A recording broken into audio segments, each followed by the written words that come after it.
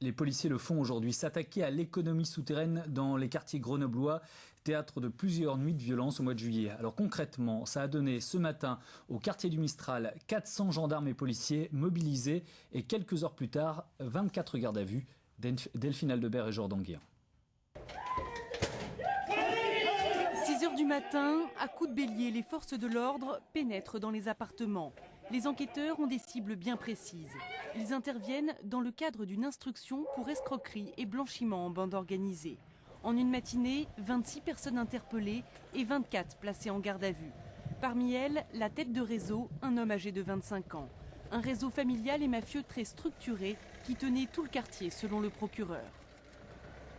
Une personne ouvrait un compte en banque dans un établissement en fournissant de faux documents, faux bulletins de salaire, fausses attestations GDF pour justifier de la domiciliation. Il avait donc l'ouverture d'un compte. Quelques jours après, il prenait des crédits à la consommation et dépensait immédiatement et même beaucoup plus que le crédit à la consommation dans des achats très rapides en 24-48 heures. Et le produit de ces achats était redonné à un lieutenant. Estimation du préjudice pour les banques, au moins 250 000 €. De l'argent qui a permis d'acheter de nombreux objets de valeur. Dans des appartements, des garages, mais aussi des magasins, les enquêteurs ont saisi des écrans plats, des montres de luxe, quelques véhicules et 19 000 € en liquide. Ce coup de filet est l'aboutissement de 7 mois d'enquête. Selon la police, un nouveau mode opératoire a été mis au jour.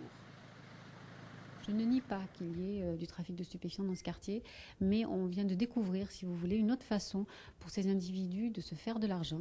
Et cette façon, c'est d'organiser des escroqueries pour pouvoir s'équiper et équiper les amis, la famille également. Donc c'est pour ça que c'est une première en France, parce qu'on est parti sur un autre domaine qu'on ne connaissait pas et on a découvert ça au fur et à mesure. Ce trafic faisait vivre plusieurs dizaines de personnes dans le quartier. 13 suspects sont encore recherchés. Le drame